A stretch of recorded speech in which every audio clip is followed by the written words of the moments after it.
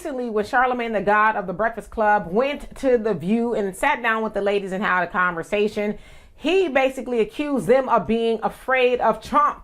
Now, of course, the ladies like Joy Behar and Sunny Hostin was like, what do you mean? And he said to Sunny, well, every time you say something about Trump, you have to do a legal note. And she was basically saying, as a lawyer, that's what I have to do. I'm not apologizing, because that's the other critique he had, that everybody, you know, in the media is apologizing and they're not going hard in on Trump since he's gotten elected. And he says that they're scared. And they're like, well, we're not scared, but, you know, he's very litigious. Basically, he likes to sue, right? Have you watched The View? Yeah. Well, let's be honest.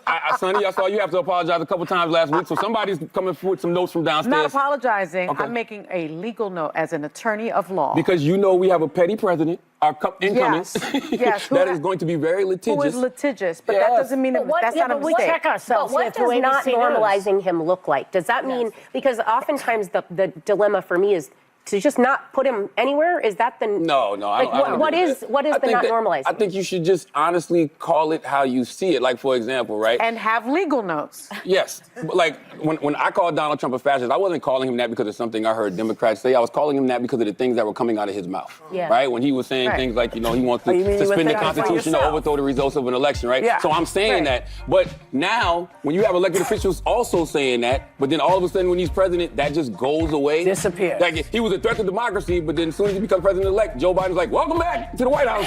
And my thing is this, y'all better not be listening to Charlemagne the God. Charlemagne the God didn't like when he was lumped in one of Trump's ads against Kamala Harris, and he tried to sue himself. But there he is, or the cease and desist, if you will.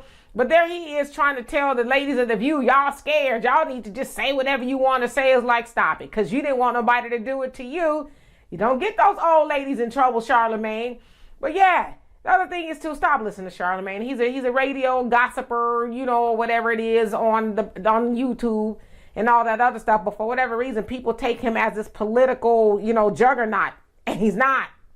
He's sitting up there giving advice, and it's very bad advice.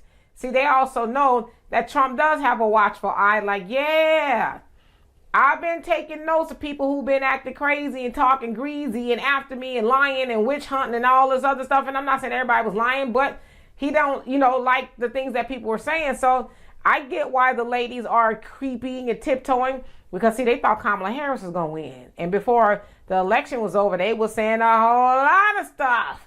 Not only about Trump, but everybody. They was calling black men crazy and ridiculous. That was Sunny Hostin. And a whole host of things. But now that they see Kamala's not going to the White House, they're like, yeah, we don't like what he's doing, but we ain't going to really go, you know, all in like we was before, because we might have to pay for that. So anyway, y'all tell me what you think of that. And for more insightful commentary, please subscribe to this channel and my channel, The Demetra Kaye Show, here on YouTube. Peace.